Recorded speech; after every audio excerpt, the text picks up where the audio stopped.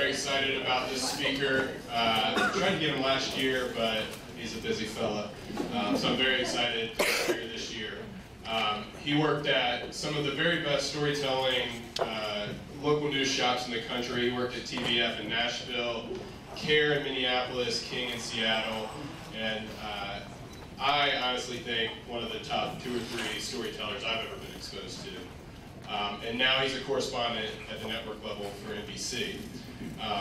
So often when I talk to potential clients, they talk about how they want to make it to the network level, and I think this is going to be a really interesting perspective on the similarities and differences of local news and the network level. So give it up for the great Joe Fryer.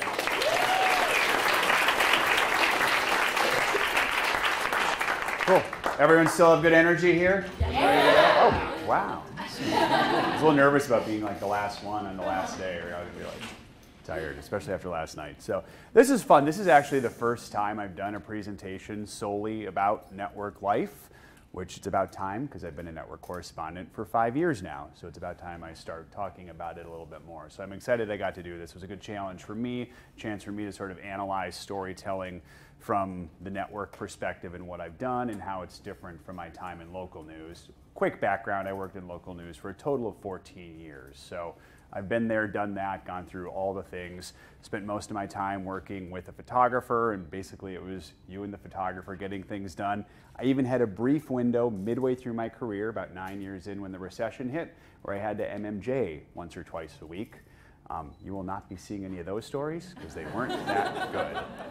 And then I moved along to another station where I didn't have to do it anymore. So anyway, how many of you guys still watch network news, NBC Nightly News, Today Show, CBS Evening News, whatever it might be? Okay, it's a pretty good amount, and obviously highly uncharacteristic of a room full of people your age, because most of our audience is, I think, 80 or older, or something like that, at night, and then the Today Show has a good variety of people, especially families and things like that, getting ready in the morning. How many of you actually watch it on television? How many of you tend to watch the stories more online and on social media and that sort of thing? All right, this is just more for my curiosity and things like that. I'm curious, from your guys' perspective, what are your observations about network news? Be brutally honest. It's hard to offend me. Yes. In the back? I wasn't looking for this opportunity, but your network and ABC don't like verbs and sentences. I got a tweet the other day from Deborah Potter. You guys know who Deborah is? And Deborah responded, Pete Williams and I had both been in that show. And she responded, Joe Fryer and Pete Williams are the only people who use verbs in your newscast, NBC Nightly News. What's up with that? I will say the good thing is I've never had a producer or senior producer try to make my script verbless. So they're fine with my style doing that. But it was a softball I had to take. Yeah, nope, it's something that I noticed too. I thought like maybe not reporter stories, but most of the the anchor VOs aren't usually video these days. It's like pictures that they're just kind of morphing on. Oh, like photos and stuff like that? Yeah, Oh, like if interesting. Yeah, we've been playing around still images. I think it's a good observation. Yeah. I'm a big proponent of active and engaging live shots. So like other than like Miguel Almaguer, I don't see a lot of active, moving stand-up in live shots. Got it. And do you want to see more of those, you would think? I do, or yeah. Okay, so you like those. All right. I feel similarly to the photo idea, except it's like we have to keep people awake and attentive, so it's all these crazy graphics. I mean, I'm all for graphics that help viewer comprehension in an interesting way, but it's like the whole story is these weird, unnecessary graphics. Interesting. All right, cool. Yeah. This is totally cheating because we talked yesterday, but every single severe weather story is the same. It is just the craziest video. We'll talk even more about that in a few minutes here. Yeah. Two things with ABC, there's always breaking news every night. And they tease really deep. They'll tease what effectively ends up being like a 10-second voiceover, dramatic. They'll show that same tease video 3 or 4 times as a tease. Does it work, or do you get frustrated by it?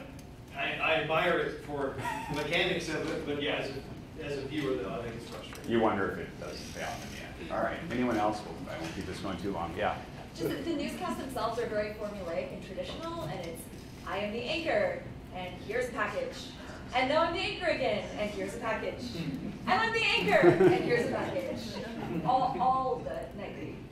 Yep, that it is a pattern, and sometimes those aren't good things, right, necessarily? So anyway, how many of you guys think that the network is good at storytelling?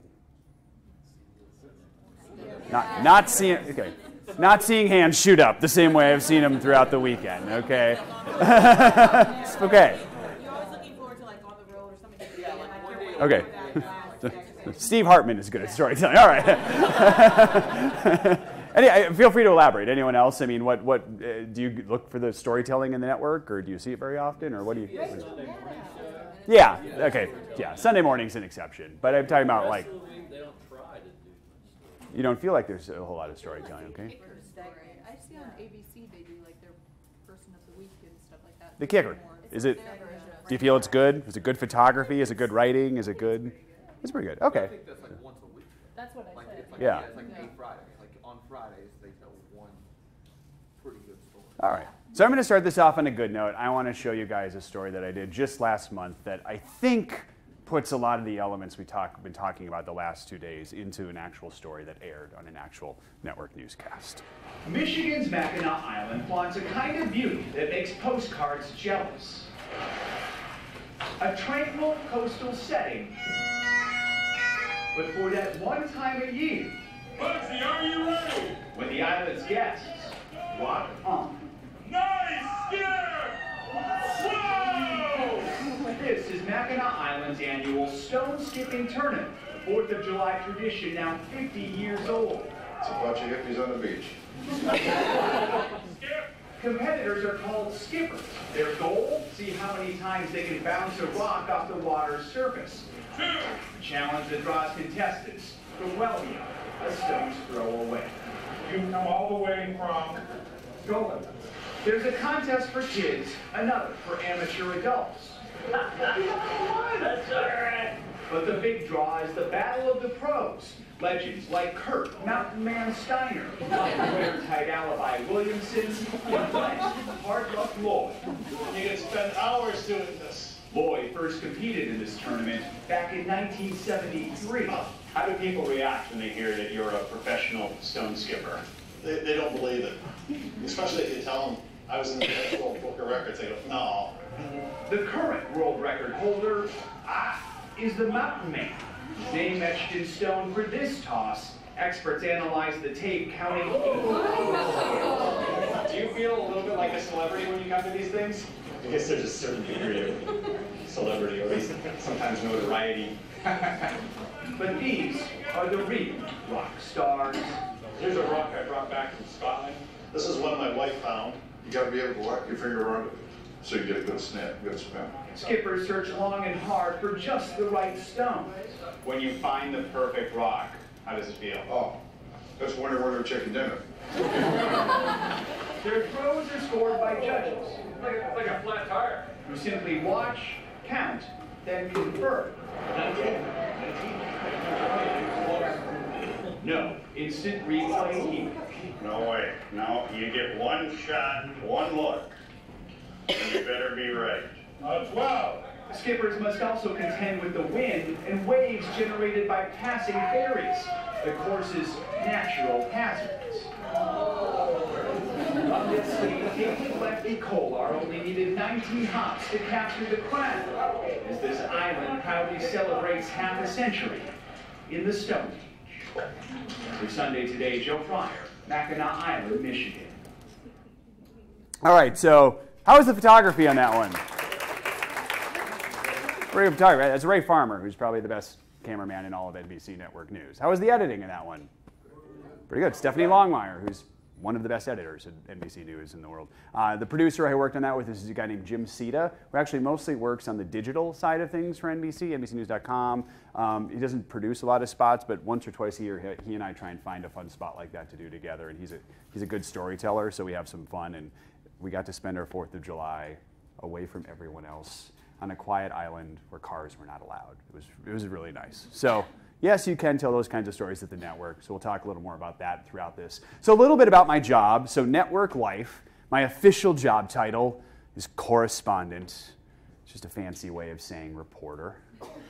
I work for NBC Nightly News, The Today Show, and MSNBC. More often, I work for Nightly News and The Today Show, but MSNBC, as I'll show you in a little bit, is still also an important part of my job. So a day in the life, well, if I'm doing a daily story, and that's not necessarily going to be every single day, but if I am doing a daily story, it's going to usually be one of two ways for me. It's going to be a day where I'm simply in the bureau, and we basically gather all the material into the bureau. I write a script, and really the only way you're probably going to see me in the story, if at all, is if I shoot a stand-up or something in our studio or a stand-up close. Otherwise, you might not even see me in the story. My main job is sort of to work with our producers to gather and to write the script, and that might be for something that happens like in Oregon that day that it's not worth traveling out there, or I can't get out there in time, but they want a story about it for the evening news that night. Does that make sense?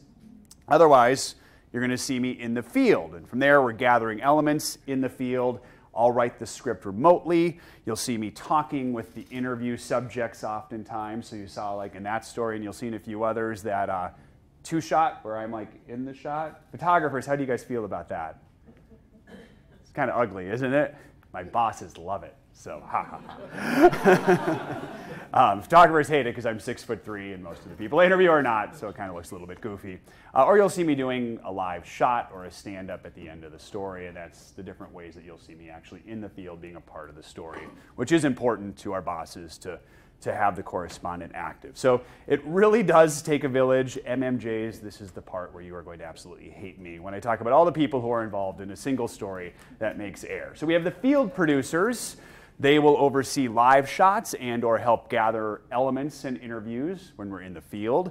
Back in the bureau, so often they'll be in my LA bureau, though sometimes I'll work with people in New York or Miami or other places. We have cutting producers, and we're going to have at least one lead cutting producer for every story and then a backup cutting producer. And then they're in the bureau and they sort of oversee the edit of the story and gathering of material in the bureau.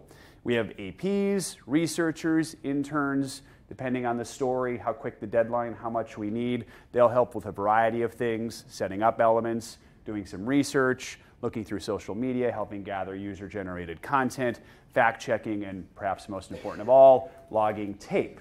I'm not very good at logging, by the way. I'm like a slow typist. I never really learned to type in high school, so I'm not very fast. I like type normal with my left hand and then peck with my right hand. I don't know how I came up with that technique, but it's not very good. So oftentimes when we're feeding in material from a variety of places, the interns will log it. They'll send me the logs. If I have time, I then, and I'm one of the very few correspondents who do this, will take the log, go through the video myself, so I can pick out the sound bites and the moments that I really like. I think it's very important to try and look at the tape as much as possible. But obviously, if I'm in the field and something was shot that I didn't see and it gets fed into Los Angeles and I get sent a log, I don't really get a chance to watch that. So I really have to trust my producers to say, hey, these were the 2 or 3 best sound bites. If you're going to use one of these. Maybe I'll go back at them and say, hey, how long is it? Or what happens if we start it here and stop it here? Is it actually a clean edit? I'll have some of those conversations over email.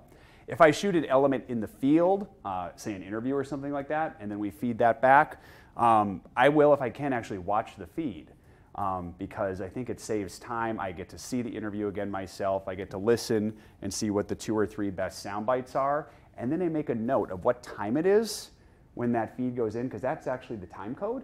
So I can actually just write a quick note to the producer and say, hey, don't log that whole thing. At 11:10 was this bite. At 11:12 was this bite.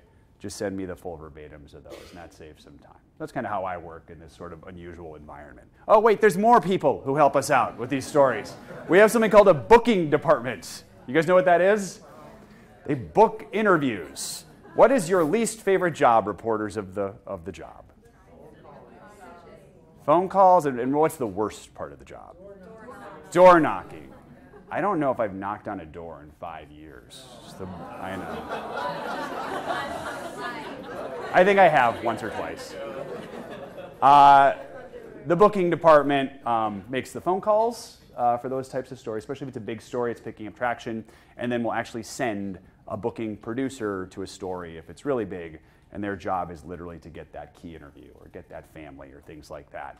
And then I'll work with the booking department, see if there's anything I can do to help them out with that. But it's sort of an interesting process. For a daily turn, that's not going to be a big deal. Maybe our booking department will help us find an expert about something, or if it's an entertainment-related story, we have entertainment bookers who can reach out to so-and-so celebrities' contacts to see if they have any comment about something that may be related to them. Those are the kinds of things they'll do. Senior producer is sort of the person who oversees our process. So in LA for Nightly News, we have a senior producer. In LA for the Today Show, we have a senior producer. There are several more in New York. And there's, I think, one Today Show senior producer in Miami, and then that's pretty much it. So they'll oversee the process, provide some guidance, and eventually approve my script when it's done. So that's a very important part of the process. Photographers, I guess you guys are important, right? Photographers are a huge part of the process, of course, gathering elements, shooting things, shooting interviews, shooting live shots, those kinds of things. And yes, audio engineers, not always, but for any live shot I do, there is someone who's doing audio for it. And for, I'd say, at least half of our shoots, there is an audio person. But sometimes in our world, what a one-man band is a photographer who doesn't have an audio person. I know, yeah. Is this the same amount of people? What if it's like severe weather or like the volcano in Hawaii? Is it that same amount of people? Imagine multiplied. Really? Yeah, because we'd send even more. Like you bookers going to like natural disasters and getting like the old man who lost his house? The booker, maybe not Hawaii, although they might. Oso mudslide. Yeah, we had bookers there trying to get interviews with people. They maybe weren't getting that one specific get that you're thinking of, but they are helping us find stories to tell. And they're the same as a producer in that regard, and that sort of thing. So we have bookers. Most of our bookers are also field producers, and many of them are freelance. We actually just hire them a lot, but they're not full-time staff, and some are. So good question. And we have editors, and our editors are all in the bureaus. We do not edit in the field. We went through a stretch when I started where our president at the time wanted that to happen. She came from London where they did that more. It just didn't work because there's almost no situation where the photographer shoots every single element in the story because we're pulling from so many different resources. So we feed everything back, which takes some time, but we do pretty much edit everything in the field. I think there's one exception. There is one guy who works with Bill Neely in London who does actually cut a lot of his stuff, but he's been doing that for a long time, and it works out a little better for them. So it's a lot of people, isn't it? All right, so my main job, if possible, I will do the interviews in person. If that's not possible, I'll do them over the phone. We call it a speakerphone interview. Or if I'm tied up with something else or traveling or whatever, a field producer or the producer who's working back in the bureau will do the interview themselves.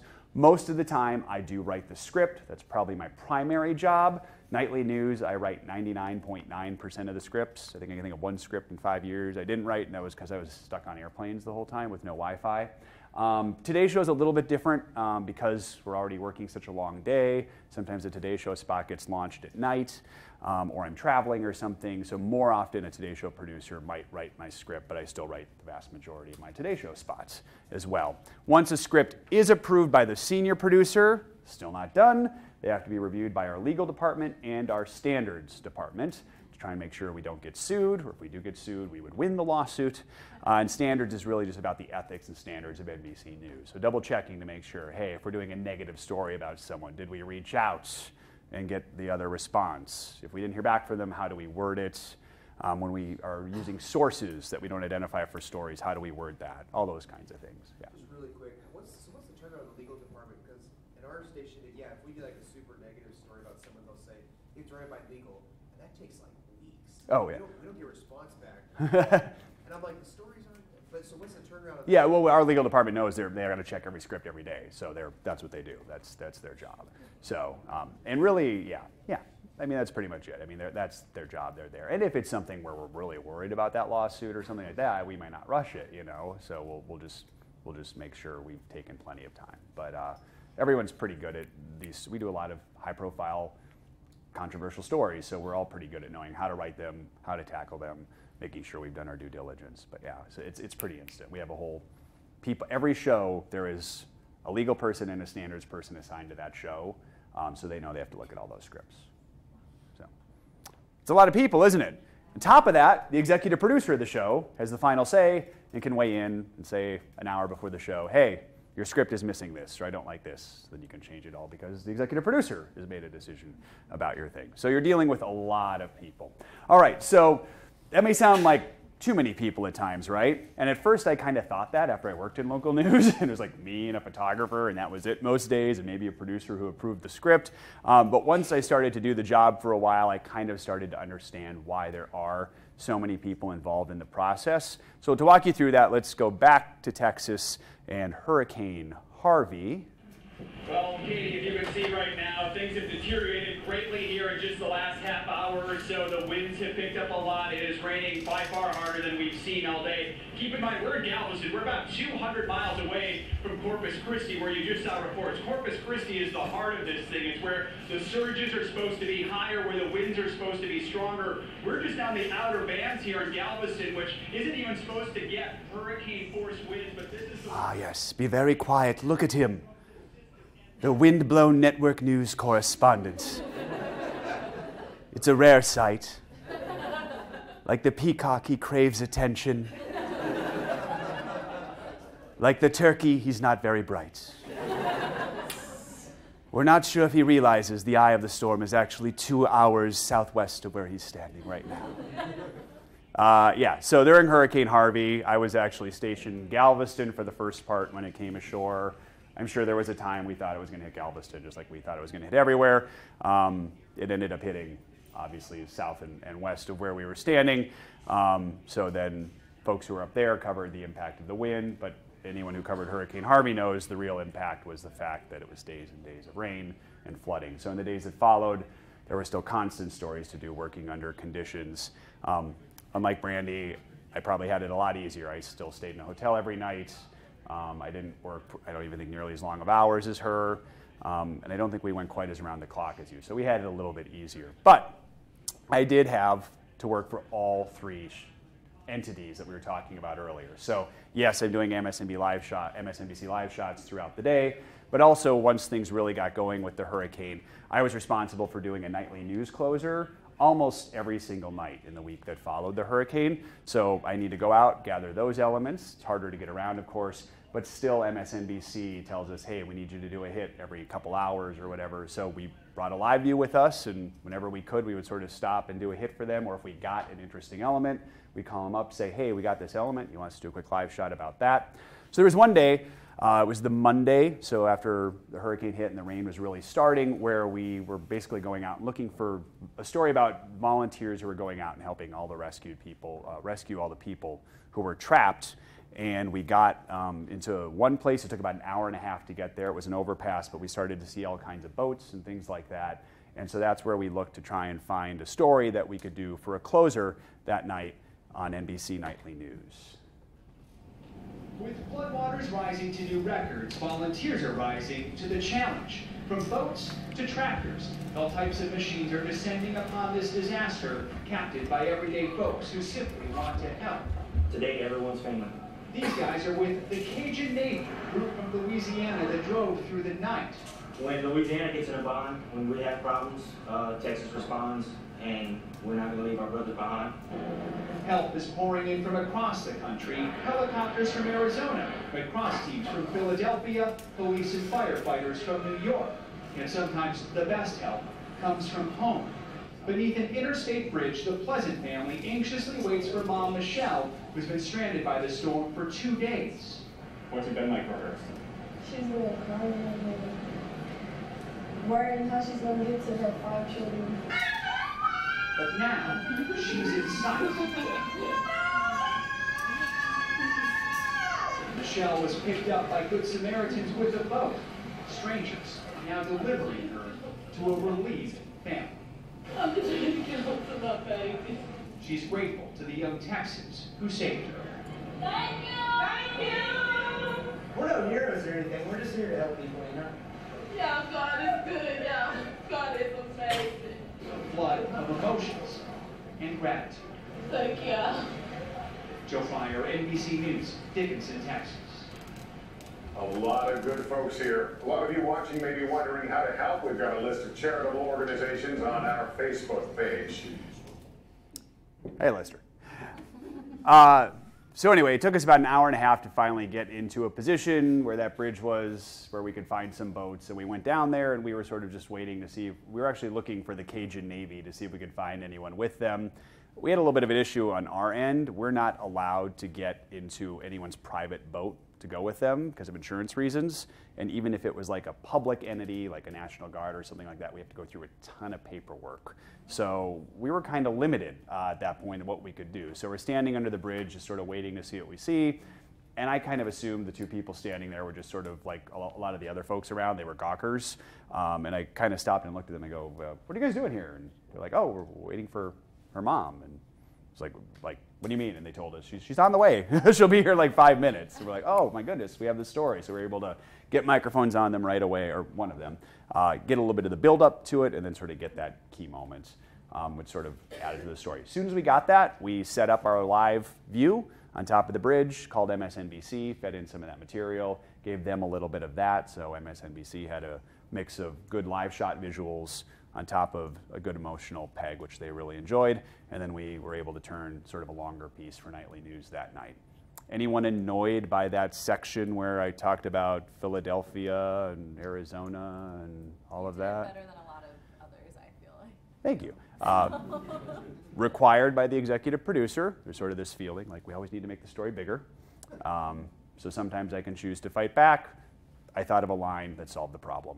I thought, don't need to fight it. I wrote a line that solved the problem, so don't need to worry about it. Another annoying professor question, but since you mentioned the 12 editors back in the bureau, we can put it on them. Is this executive producer driven that all those wipes have got to be the craziest transitions you've got to expect? I don't know. I guess it's more of an editor decision, maybe, or something like that. It's all overnight. Yeah, I guess. Yeah, there's a little bit of that. So yeah. Any other questions about that? So yeah. What did the crew look like for that shoot? Because obviously you and a photographer, but was there anybody else there with you? And an audio guy and a field producer who were with me. So did we do 2 or 3 cars? I can't remember. We were driving through things we probably shouldn't have been driving through, but we waited, watched other people do it, and went, okay, I think we can do it. To get to that location, it took us a good hour and a half to get to like what was probably a 15-mile drive, just because every place we went, we were in waters that were too deep, but we finally figured out a way to get on top of that bridge. And then from there, we could actually crawl below the bridge on foot and do what we needed to. But then it started raining again, and we got pretty concerned that we weren't going to be able to drive out anymore. So as soon as it started raining, we got out of there. Yeah. When you have so many hands on that story, you were there in that moment and you did that interview. Do you ever worry that having so many other people sort of involved in creating the story, while it's a help, do you ever feel like they might take away from that authenticity of the moment that you had with those people? And if so, how do you sort of make sure you retain the authenticity that you saw and experienced right there? Good question. Yes. It's a challenge, I think. There's advantages, obviously, to having a lot of resources, but you want people to forget they're on television.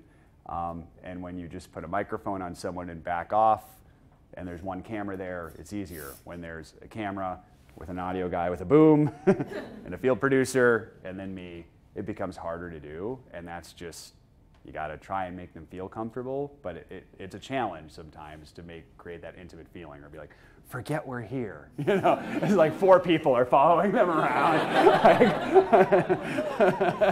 So there are times where I might just try and say, hey, to the audio guy, get the mic on them, and then let's all back off for a little bit. And so I'll talk about that with them if I feel like we're not getting what we need. Sometimes it just takes a little longer for them to feel comfortable around us, and we'll talk about this in a moment, but just why I think it is important to spend as much time with people as you can under deadline. So, but good question. Yeah. Any others? Yeah. When you're out with a big crew like that, is there like any determination of like who's kind of like in charge? Like, does the field producer have more of a say of what you should do, or how does that work? Really try and make it teamwork. I'm sure different people have different dynamics, but when I'm out there, it's bouncing ideas off of that. None of us take on the task of one's in charge or anything like that. We want the photographers and audio guys they'll throw in some great ideas that we didn't think of. With Harvey, I actually had 2 teams at my disposal. I had one field producer, but I had one photographer audio team and another photographer audio team. And the day we were shooting this, the other photographer audio team went and scouted out the story we ended up doing the next day, which was on pets and all that kind of stuff. That was a lifesaver. So they were field producers essentially that day on top of shooting and doing audio, which was great. So, yeah. What's like the turn on that story? Like when that all unfolded, how long after that it aired? When did you have to have things done? Like with so many people, do you have a lot less time to do things, I guess? Yeah, it can be. I mean, I try to get things done faster because I feel like things move a little slower, especially when you're not editing in the field. We would have shot that Central Time Zone late morning, and our deadline would have been 5:30 p.m. So plenty of time to get it done and get them a script and give them plenty of time to edit, but sometimes it's a tighter deadline. I did showing a story, but it was a few days later, and I can show it actually real quick. I have it maybe at the bottom in there, but there was a day where they initially said, don't worry about the closer today, worry about tomorrow's closer. And then around 11:30 a.m., they said, never mind, worry about tonight's closer. And it was one of those days where they sort of said, here's a viral element, and here's another viral element. And we really like this photo. And they kind of all these things that didn't fully connect, and I kind of just figured out a way to connect them. And we went out and shot one element ourselves, and I sort of strung together a script, and I'll try and maybe show that a little later if we have some time. That was a little bit more of a challenge, and we had a little less time to do it, but we still got it done. So, yeah. Do you might have already mentioned this, but do you actually get to watch your full story before it airs? No. If I'm in the field, rarely. Yeah, they'd have to send me you don't know what video they're going to put on it? No, I'll make suggestions and stuff, and sometimes it's a surprise. How do you then write to that if you're not 100% sure what they're going to do? Then I'll ask a lot of questions about it. It can be hard, yeah. But yeah, I'll ask a lot of questions if I'm not sure about something or whatever, or have them really describe it, or worst case, they can take their phone and shoot the video for me and text it to me, and sometimes we'll do that. So, all right, I'm gonna move along here, but if you have some more questions, just hold up. So a little bit more about me. So I'm on West Coast, Best Coast. So basically, technically, being in LA, my region is this right here. I guess we're technically not New Mexico. It's supposed to be in the south, but no one at NBC News knows that, and they keep sending us there. So I conclude that. And I've never been to Wyoming for a story ever. I don't think anything happens there. But beyond that, that's our region. So for the most part, the LA Bureau is responsible for that region, which means my boss is in LA. Anytime there's anything that involves coverage there, they're responsible for coordinating crews, producers, photographers. If correspondents need to go somewhere, whatever it takes to cover a story, we're responsible for that region. If there's breaking news, we're the ones who go. It also includes Alaska and Hawaii. Doesn't mean we only stay in that region. As you saw, hurricane happens, more people flood the area. Every now and then I'll get to shoot a story outside of my region or cover a big story, or fill in another bureau. But for the most part, that's where I'm spending most of my time. Now, what's the bad part about that? What time does the Today Show air? 4 a.m. in California. It doesn't air there, but it airs in New York. I still have to be on it, right? So on those mornings, I'm waking up to 2:15 in the morning to do a Today Show hit. And then Nightly News airs at 3:30 p.m., which is a pretty tight deadline when you consider that most of our producers aren't coming in until 9 in the morning. Most of the people you want to talk to or interview maybe aren't coming in until 9 in the morning. And you're dealing with this sort of huge apparatus, which maybe moves a little bit slower some days. That deadline comes pretty quickly. So those are some of the tensions we deal with on the West Coast that make things a little bit more challenging. We have something we like to call the Wheel of Death. So there are days where I wake up between 2 and 2:30 in the morning, do a 4 a.m., 4:30 a.m. Today Show live shot. This is usually if I'm out in the field covering a big story. Then right after that, we have to do these affiliate hits. And if you guys work for NBC affiliates, we'll do some live hits for you or record some look lives where we say your anchor's names. I really am talking to your anchor. It's amazing. On teases, we'll do MSNBC live shots if it's a story that somehow is not about politics that interests them on that rare occasion. And then we start working on the Nightly News story, and we'll be shooting and writing the Nightly News story. And then while that's being edited, we'll do Facebook Live often if we're on a big story. Maybe we'll need to do more affiliate hits for the evening affiliate shows. 3:30 p.m. we do the Nightly News live shot. Then if there's more elements that need to be shot for the Today Show story the next day after we're cleared from Nightly News. And sometimes we're not cleared from Nightly News until it airs on the West Coast, which is 6:30 p.m. in California. So if there's a story that's constantly being updated, we have to stick around in that live shot location just in case. Then shoot elements for the Today Show. Then write the Today Show story. Get to bed anytime between 9 p.m. and 11 p.m. Wake up at 2 a.m. Do it all over again. Wheel of Death. Any questions about that? Does that sound fun? Yeah. There's a lot of times when maybe you're on a story that's a giant national story of the day that won't go away. And every show that you see on CNN or MSNBC is basically the lead story is that. Mm-hmm. How do you work a today or a nightly news story package into your day when you are constantly getting hit with the MSNBC requirements of your day and trying to do live shots every hour? It's a good question. Sometimes we just have to figure it out. Sometimes we have to ask MSNBC, hey, can you give us a 2-hour break? Sometimes we'll say to MSNBC, can we shoot look lives for you that'll fill the next 2 or 3 hours? And if something comes up, we'll do a live shot for you. And if it's a big enough story, we'll actually send a correspondent to the place to exclusively deal with MSNBC. So then the crews are free to solely focus on nightly news or Today Show. So there's a lot of options. Can be hard, and we'll talk about that a little more with another story, but you try to work it out. But used to be, off the record, okay, used to be with MSNBC, it was sort of like the lowly stepchild, and they'd go, you have to do MS hits, and you'd be like, yeah, we're not going to do that. Now MS is highly watched and very important to our managers. We don't do that anymore. So if MS wants something, we got to make sure we help them as however we can. I didn't say that. All right. Here's a typical crazy day, if that makes sense. This was just 2 weeks ago. This wasn't your typical Wheel of Death where I'm on one story.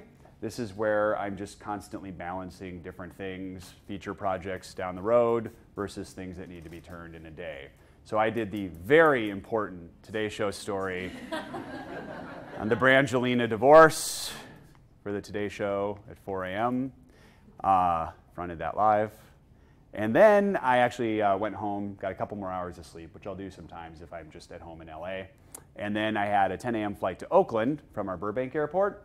I got there and I didn't realize it had been canceled.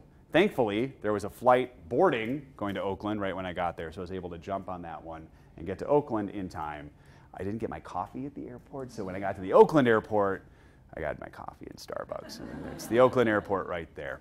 So I was able to get to my area, to get to the region of the country in time. Then I drove to San Francisco, where I did a couple interviews with 2 doctors at Zuckerberg General Hospital. We did a story for Weekend Nightly News about electric scooter injuries. Any of you guys have electric scooters in your towns? They're the next big thing. Your city government leaders hate them. That's all you need to know. So there's some worries about the injuries. San Francisco saw an uptick in injuries when the scooters arrived in the city, sort of anecdotal, so now they actually want to study it to see if it really is a big problem and what can be done to solve it. So I had to shoot those interviews. My plan was to get a nice hotel that night in San Francisco and have a nice dinner and stay there. But work called and said, no, you have to be live back in LA in the morning to do a story about the Oscar changes. You know, they're adding that new popular film category. And I do some of our entertainment coverage. So I was like, okay, so I finished these interviews. At that point, it was quicker to run to SFO, the San Francisco airport. So I ran there, got there. The flight was delayed an hour and a half. So I did what anyone would do. I sat at the bar. The producer in New York was who were actually working on the Oscar script, so I talked to him. Actually, throughout the day, I was saying, hey, these are the elements we should worry about. But he should have written it, because by the time I would have written a script, he would have been there all night long. So he sent me a script. I sent back some suggestions while we were doing that, and then he got it approved while I was finally on the plane. I got home, landed at, 8:55 p.m., got home a little bit before 10 o'clock, and tracked the package from my sound booth, a.k.a. my closet. I have that portable microphone that I keep with me at all times. It's pretty good. I can track just about anywhere, and it sounds pretty decent. And then I just send it back using an app on my phone. So it works pretty well. A good one. I have it over here, so come ask me afterward. I'm not a tech person. Yeah. This seems to be more of like your breaking news life. What about pitches and stories that aren't necessarily breaking? How does that work? Yeah, it's like the stone skipping story. I pitched that. So I figured Sunday Today was the best outlet for that, so I pitched it to them. They said yeah. So But is there every day you're pitching something? Or? I'm not.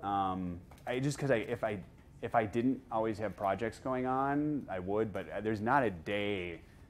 If there was a day where they left me alone, I would have four things to do. So I tend to not. But there are days if it's a story I've been following for a while and some development happens in it, I'll pitch that. If it's something I just think is super interesting that should be done, I'll pitch that. So there are some people who more focus on doing the daily turns every day. They're pitching every morning, potential daily stories to do. So we sort of have people who do a little bit of both.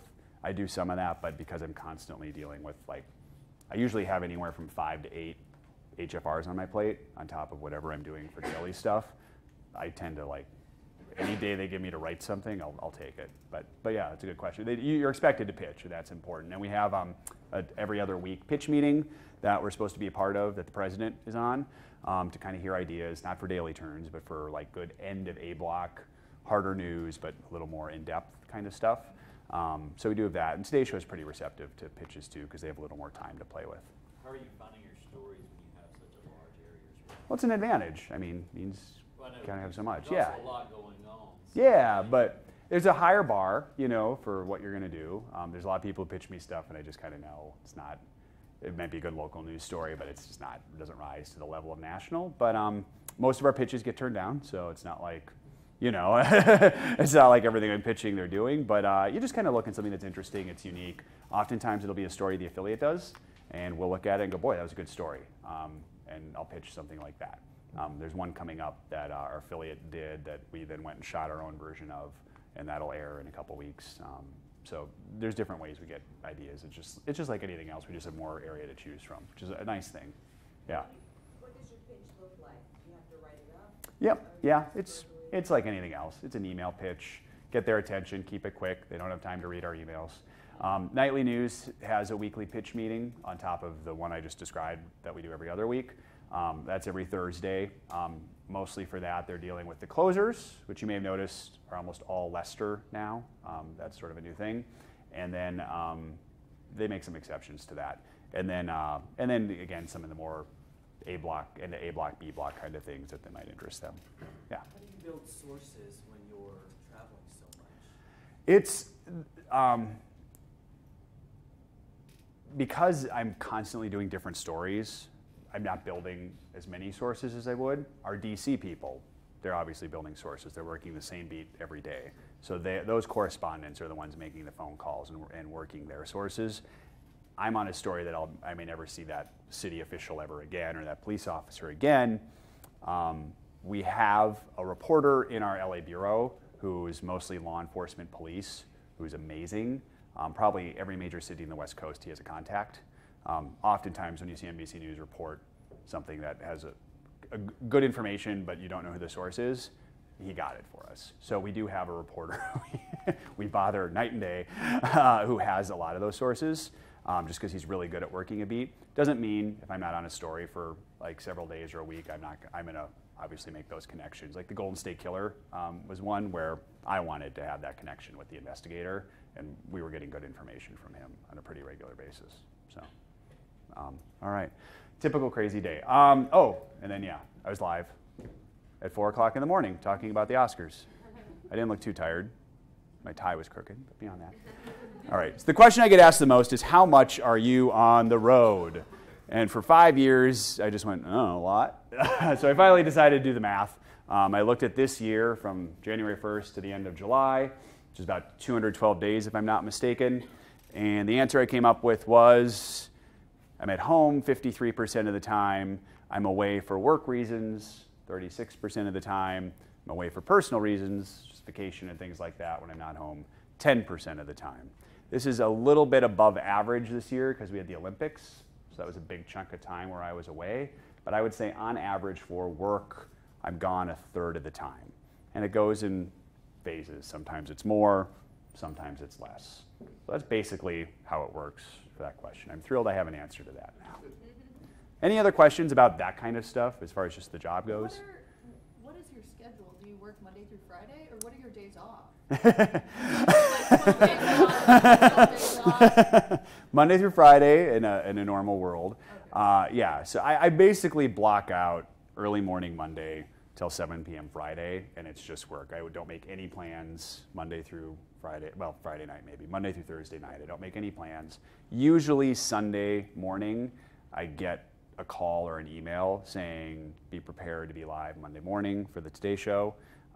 Because Sunday's my day off, I tend not to get too involved with the script process. I try to enjoy my day off, so a producer will write it, send it to me, and I'll track it, but I will have to wake up at 2 in the morning to front it, and then from there, I just pretty much assume the whole day. Every now and then we work weekends. Sometimes it's because there's breaking news, or something carries over into the weekend, or I have a feature shoot, so I do have a decent amount of weekends I work, but that's about it. But I'd say on average, a day, I mean, a minimum I work 10 hours a day, and often I work 15 to 20 hours a day. Depends on the day. I think this kind of pairs with that, but since you are working so much, extra time, how is it compensated? Is it treated as overtime, or do you just do it because you love it, or? Well, I love it. There's no overtime. And if you work more than 5 days a week, you get a comp day that you can use within 30 days. So that's how it works. Yeah. Exactly. All right, let's talk a little more about content here. I'm going to try and quickly switch to here. All right, who brought up weather stories? What was it you said about weather stories? They all look the same. Let's see, do they look like this? Many of us around the country, 2015 came in like a bucket of cold water. Most of the country is gripped in a deep freeze right now, with nasty weather pounding the west and more of it on the way to many other parts of the nation. There's almost nowhere to hide from it, and that includes Southern California. Our report tonight from NBC's Joe Fryer. At the Rose Parade in Pasadena, the floats were covered in flowers while the people were covered in blankets. The temperature, 33, just 1 degree higher than the parade's record low. That's why many even brought their own fire pits. I was like, okay, I don't want to think about it. Let me just add another log. Despite the cold temperatures, thousands of spectators showed up early, even camped out overnight so they could get the best seats possible along the parade route. The mood is far different in Du Bois, Wyoming. It could be days before it's safe enough to enter a row of historic buildings devoured by flames. Firefighters face temps that were 25 degrees below zero. We have problems with frozen nozzles, and as you can see around us, we have a lot of ice. Other parts of the West are recovering from a winter storm that dumped snow in unexpected places, including southern Arizona. And yesterday stranded more than 40 people on a ski lift in Central California after winds blew a cable off its line. The system is moving east, turning roads to ice in Oklahoma and Texas, causing hundreds of accidents. To the north, blowing snow and slick roads caused a major pileup in Ontario, Canada, and parts of New York and Pennsylvania could see more than a foot of lake-effect snow. The forecast calls for more trouble tomorrow night with freezing rain and thunderstorms in the south and mid-south. Notice that on Saturday and Saturday night, there will likely be a swath of significant snow lining up all the way from, say, northern Kansas through Missouri, parts of Iowa, and even Wisconsin. And notice in the Northeast, guys, we may start off with a wintry mix of sleet and or freezing rain on Saturday night, but on Sunday it's probably going to go over to mostly rain. Back in chilly California, a gradual warm-up is in store, offering hope the weather could soon be coming up roses. Joe Fryer, NBC News, Pasadena, California. Tonight on Race Against Time, residents across Hawaii. Was that what you were talking about? Was that a typical weather story? Thoughts? Be honest. You can't offend me. Yeah. It was better because it bookended. I mean, it actually told a story. Like the middle was the same as most. Usually it's just the middle and that's it. Okay. Just picture. I would agree. Yeah. All right. Any other thoughts about it? Yeah. Was the decision to lead with the parade, was that based on any viewership that you might have there? Was it just that it was out of the norm, so that's what you decided to lead with? Because it wasn't Probably that. severe weather, so I was wondering. Probably that. And I was there, so I'm selfish. I like, no. It's probably because it's more abnormal, and I thought there was a story to tell there that was not all that other stuff. All right. So do you guys feel like you remember everything from that? All right. If you got a notebook, take out a notebook, or if you got a phone or whatever, we're going to take a quiz. Who wants to take a quiz? See how closely you were paying attention. All right. Don't say the answers out loud. Write them down. No cheating. What was the temperature at the Rose Parade?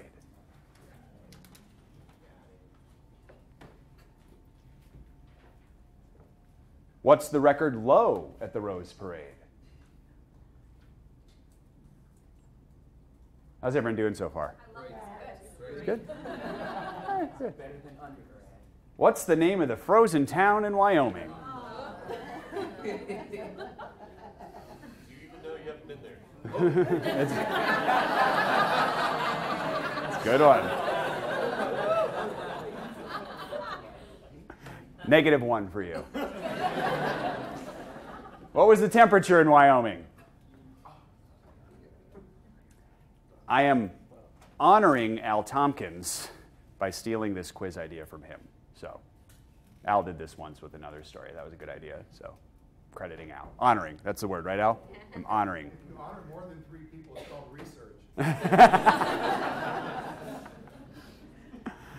Oh, where was the multi-car pileup? How's everyone doing? Anyone acing it so far? All right. Where were the icy roads? Well, you just saw this story like 2 minutes ago. Come on. How many accidents were on those icy roads?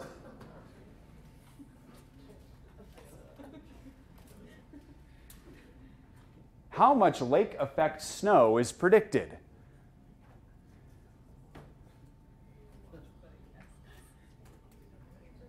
How many people were stranded on the ski lift?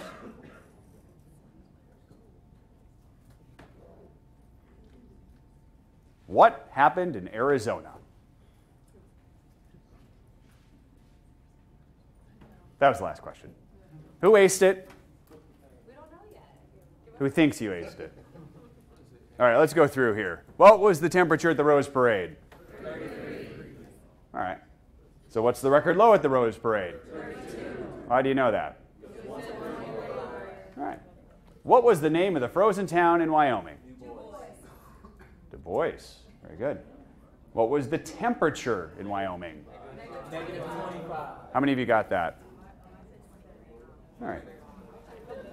Where was the multi-car pileup? Ontario. Where were the icy roads?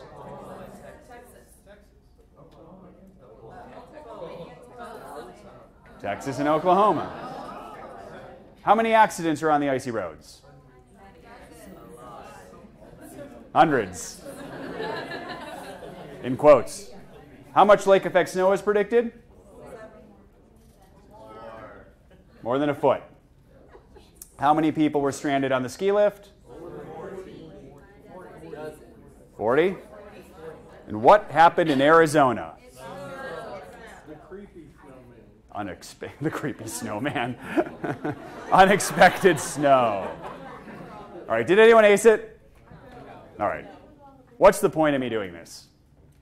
Yes. I think the most memorable were the first 2 because that's where emotionally we were most involved, and I feel like the rest, less people got those correct. That's a good point. How many of you got the first 2 questions right? Why do you think that was? You sucked us in. I think there was a story there, right? There's an actual story.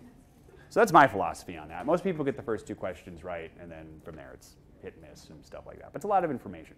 You guys are sitting here in a conference, attentive, educated news viewers, and you did not get these questions all right. So what is the viewer at home getting out of these? So why do we pack these things with so much information? Are you just trying to get people that live in those areas to be like, oh, I think that's out. part of it. Yeah. We'll talk a little more about that. I don't know what the answer is, but I get, remember when we talked about the hurricane story earlier? And I was told, put those 3 things in. There's this feeling that we always have to make the story bigger. I'm not fully convinced that that's a strategy. Maybe, Al, is there research that shows that if you... Right, I haven't heard of such a thing. Maybe consultants say it, I'm not entirely sure. But it is an interesting thing to ask. Here is a flooding story, a weather story we did. There was a story before it that was the nuts and bolts. I did the second story. It was flooding in Baton Rouge a couple years ago. This is Joe Fryer in Baton Rouge, where Bob Gately is pushing away the washing machine that blocks his door so he can see inside his house for the first time since the flood. Within seconds, his worst fears are confirmed. Pictures of my daughters. We'll never get things like that back. That's on the sidewalk. Yeah, it is. His family had only minutes to escape Saturday before 5 feet of floodwater rushed in, suffocating his home of 15 years. I don't know what we're going to do. I don't know where we're going to live. Many here remember a great flood in 1983. But the wave of destruction that washed through this past week crested far higher.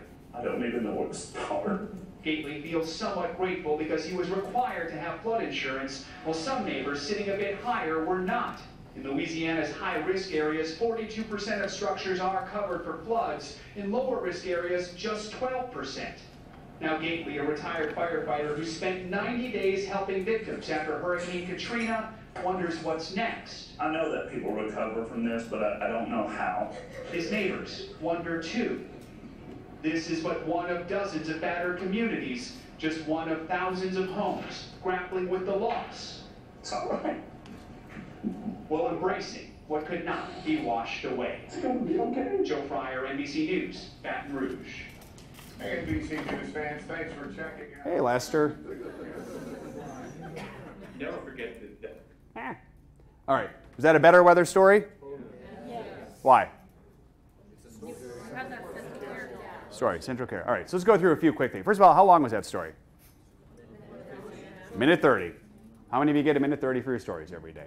Minute 30, we got in pretty much everything I need to. My job that day was find a character, talk about flood insurance, and talk about the flood, I guess.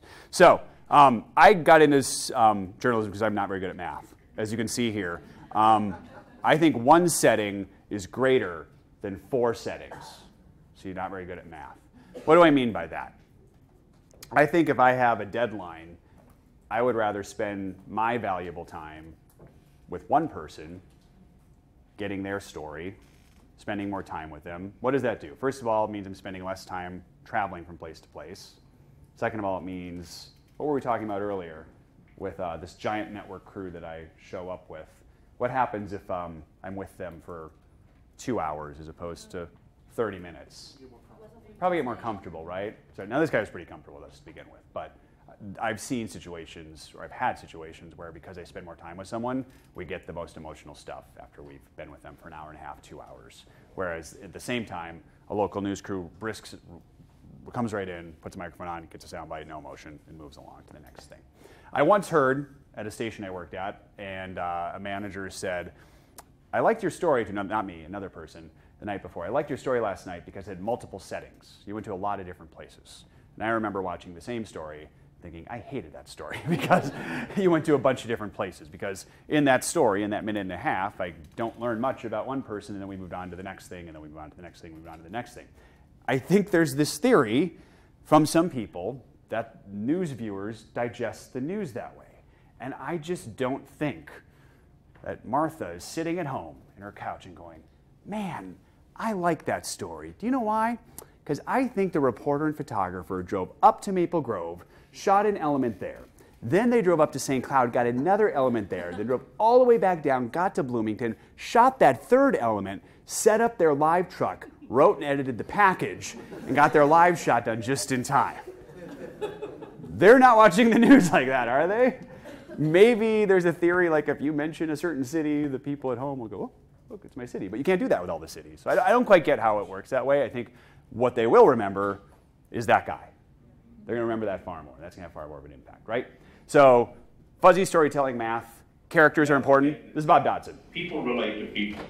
They don't relate to issues.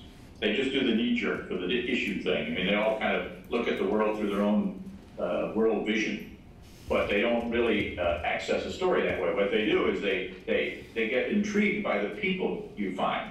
And so if you go after the fellow who's in the pinstripe suit because he's quick, he's not going to really do much for your story because he's going to walk around the corner and give the same thing to Channel 4. So you're going to see him all over the place. So instead, for instance, I went to a minor tornado one time. And when I say minor, there's a couple of mobile homes that were squashed, but nobody injured. And everyone was running after the mayor to get the soundbite where he said, we need some help. Well, so what? Of course, you know that. But what I did was I followed around the fellow who I saw looking for something. And then I used him, when I found out that what he found was so fascinating, I used him as my thread through this little 55-second story. I did a little foreshadowing, but here's this guy looking for something. And where are we? Well, we're in Eden, Oklahoma, and here are the 3 points in the middle. But at the end, the reason why I used him as opposed to the mayor, at the end, he found something in a pile of junk, and he lifted it up, and he put it right up next to his cheek, and he says, well, it got my teeth, but it didn't get me.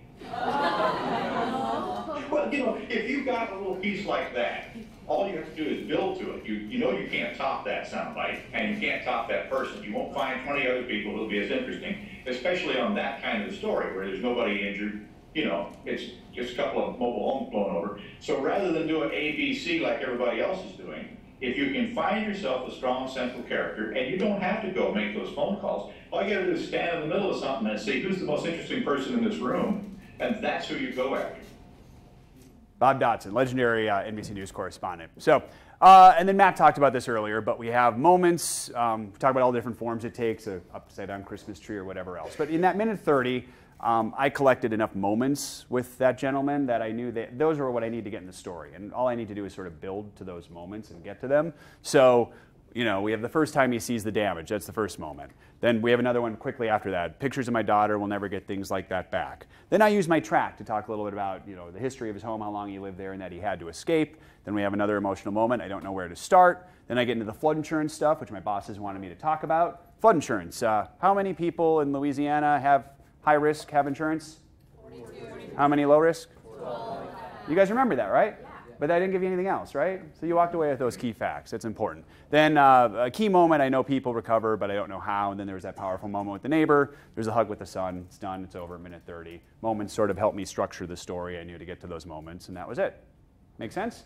All right. Let's talk about live shots at the network. And I'm going to quickly fast forward to the end of this live shot. So when who mentioned Miguel live shots earlier, right? And those sort of dramatic live shots. I don't do those so much, but I did cover a pretty bad fire last year. And I'm just going to skip to the end here. My live shot. All of us.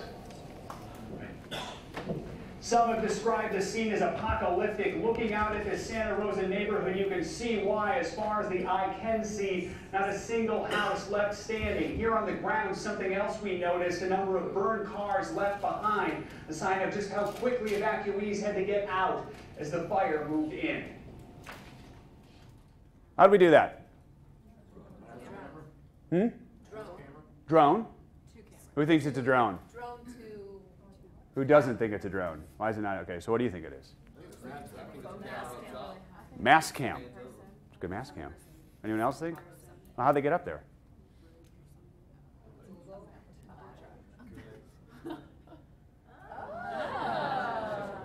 Yes, in the middle of a fire, we rented a scissor lift. Now you really hate me. There was literally a producer in charge that day of the scissor lift live shot. So they were able to rent one, get it in, drive it around, find a location, put it up. We have some very important standards with harnesses and things we have to go through to get the photographer up there. And then you see the final setup is right there. One photographer up top, second photographer down below. That's Beta, field producer, right there. That's the audio person right there. That's the idiot standing next to the car. And that's what we did. And then we gave the script to the switchers in New York. Just said, make sure to switch it from one camera to another camera at this period. Yes, that's what we do sometimes. Isn't that crazy? Yeah. Before you hate me, yes, sometimes we do live shots like that, but sometimes also the only tool we might have for a live shot is this. Let's go to NBC's Joe Fryer, who's actually in a hotel room very close to the Mandalay Bay, actually part of that complex, from a vantage point very similar to the one we believe the shooter had. Joe, good morning. What can you tell us? Hey there, yes, Savannah, good morning. So we're staying in the Four Seasons, which is part of the Mandalay Bay Tower. So the window that we're looking out of right now is on the 38th floor, so it's 6 floors above where the shooter was, who was on the 32nd floor. I'm not sure, are you guys able to see the shot right now? Yes, we can see your shot. Yes, so we can. I'm holding that shot right now. So this is what we're doing. This is from the 38th floor. we're looking over the concert venue. This is basically the block that's kitty corner from the Mandalay Bay. This is our vantage point. So as I zoom in here, I'm going to show you as I get a little bit tighter, that's the stage where Jason Aldean was performing. So that was sort of closer to the Mandalay Bay. And then as we move to the left, that's where all the crowd was. So you can see, at least from where we are on the 38th floor, you can pretty much see everything that was going on inside this concert. You can see a lot of people from this viewpoint. Now, we don't know if the shooter was 6 floors directly below us, to the left of us, or to the right of us. As I pan off here, you'll get a better idea of just sort of where the Mandalay Bay is. You can see there's a lot more room. And for another live shot. Stay with us if you would. We're going to go to NBC's Joe Fryer, who's in Las Vegas and has been spending his morning inside a hotel room just adjacent to the Mandalay Bay on a high floor himself. And so, Joe, you have a pretty good idea of the vantage point that the shooter would have had. Yeah, that's right, Savannah. So we're in the Four Seasons Hotel, which is basically part of Mandalay Bay. We are in Mandalay Bay Tower. We are on the 38th floor, so we are essentially just 6 floors directly above where the shooter was at the time. We are on lockdown here. We've been on lockdown for 6 hours now. We just checked with the front desk. They said we're still on lockdown. Elevators are shut down, so we have to remain here. And just minutes ago, police and tactical here were going door to door on our floor, knocking on doors, asking if anyone needed medical assistance. If no one was responding at the door, they continued to pound even harder until someone responded. So police told us that we're probably going to be staying put for a while. What we want to do right now is we're going to turn off the lights that are in here right now because we want to show you out the window and we don't want the lights to create a reflection. But when you look outside here, this is the 38th floor. What you're looking at right now is where this Route 91 Harvest Country Music Festival was taking place. All right, so background story. Anyone know what happened the night before the Las Vegas shooting? O.J. Simpson was released from prison. So that's why there was so much national media already in Nevada, specifically Las Vegas. And we just happened to pick that hotel to stay in that night. It was a little bit after 10 o'clock. I was dead asleep. I was not in that room. That was my producer, Sosie Dumborian's room. I was across the hallway, 2 doors down, in another room. I had not slept the night before because we got woken up when OJ was let out in the middle of the night. So I was asleep. I didn't hear anything. My producer, Sosie, we were exchanging emails, actually, before the shooting. Boy, this country music concert, I don't know if I'm going to be able to sleep tonight. It's so noisy. She woke up when she heard what she thought was gunfire, and then she went, it's the concert, and went back to bed. The gunman was 6 floors below her and 1 room over. So 70 feet maybe away. Then the phone rings, and it's our desk in LA that sees obviously something's going on in Vegas. Didn't know we were staying in that building. Says, where are you? There's something going on in Mandalay Bay. She's like, well, I'm essentially in Mandalay Bay. She opens her window, looks out, sees total chaos. Calls the front desk. Front desk says, stay put, you're locked down. Calls me, wakes me up. I end up, scariest thing I've seen in a long time was, you know how Las Vegas hallways are, those long, narrow hallways? I didn't know which room she was in. So I packed up my stuff, opened the door, not knowing what's going on, and those long hallways, you're looking down. But I found her room, went in there. We had another producer 1 floor up, Sarah Ford. She came down, and we were hunkered down in there, directly above it for the rest of the night. And we used our phones with Live View app on them, and producers shot everything, or I would shoot it sometimes. And we've worked out a system with the lights so we could actually show you it with the reflection, and we did live shots all throughout the night. And then we did stories for nightly news that night, so we had to break away from MSNBC. We had to ask them to give me a couple hours break so I could write a 2-minute, 45-second lead package for nightly news that night, incorporating all of the lead elements for the story. And we actually just got nominated for a National News Emmy for our coverage of Vegas for nightly news, which is just something we're pretty proud of. I mean, I could go in here. Any quick questions about that? If so, you can ask me afterwards. So interviews are a key part of what we do now at the network. When I worked in local news, I have to admit, I didn't like to put myself in the stories very much. You rarely saw me shoot a stand-up. You really didn't hear my questions ever. But working at the network, I've sort of learned interviews are an important part of the process. It's a way for me to interact with the subject. Sometimes I can create moments that way. So I've learned to sort of embrace interviews, plus we have the advantage where we can set up 2 or 3 cameras we've been talking about throughout the session and sort of capture me interacting with folks. So I've learned to embrace interviews. That's Dan Reynolds, lead singer of Imagine Dragons. We did a story on him last month at a festival he's created in Utah. But I'm going to show you one of my favorite things. When I talk about interviews, everyone has a different style. For me, I don't like to have notes or questions in front of me. I like to just really, really read up on the subject, know about them, and then listen. And that way I can sort of react to what they're saying and then hopefully have enough knowledge in my head to ask an intelligent question based on what they're saying. So one of my favorite stories where I did that was an Olympic profile, which we shot before the Olympics and then aired during the Olympics. Chris Knierim and Alexis Semeka Knierim are a pair at all times. Whether skating gracefully across the cold ice, Ooh, those look tasty. or hanging out in front of a hot grill, their teamwork even extends This one's kind of tough. to the pesky poppy seed wedged between Chris's teeth. This is real love. They do have their differences. Alexa loves to glue rhinestones on stuff, In my opinion, there's never enough sparkle. while Chris is a serious car lover. He even worked as a mechanic to help pay for his training. This is the man cave. But when they skate together, they're in harmony. That's it. A connection that was forged in 2012 when Alexa traveled for a tryout with Chris. After her plane landed, sparks flew. And when I picked her up, I don't know what the deal was, but I just kept talking. He talked a lot. Was he more talkative maybe because you were flirting a little bit with him when you got I was definitely flirting. I mean, he was really cute. He picked me up in his black Camaro and he opened the door for me and I'm like, hi.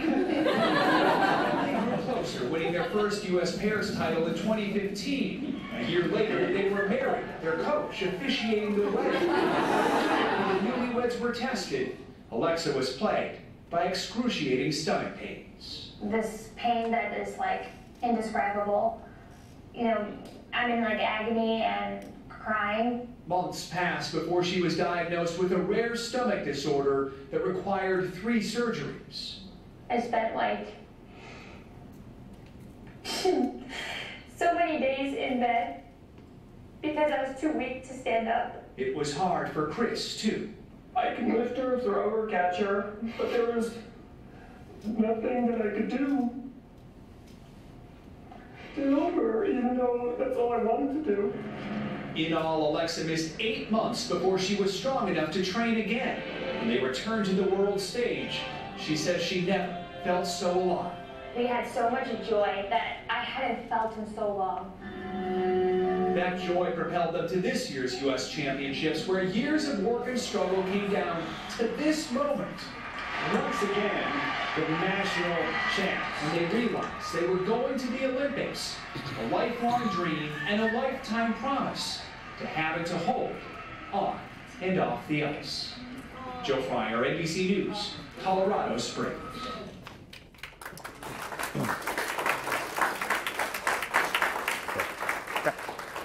Kind of hard not to fall in love with them, right? It was fun because I knew them, and during the Olympics, I like Instagram messaged back and forth with them. They'd like skate, I'd be like, good job. They'd be, thanks. That's so cool. I'm talking with Olympians. Anyway, all right. Thank you guys so very much. Appreciate it. Thank you.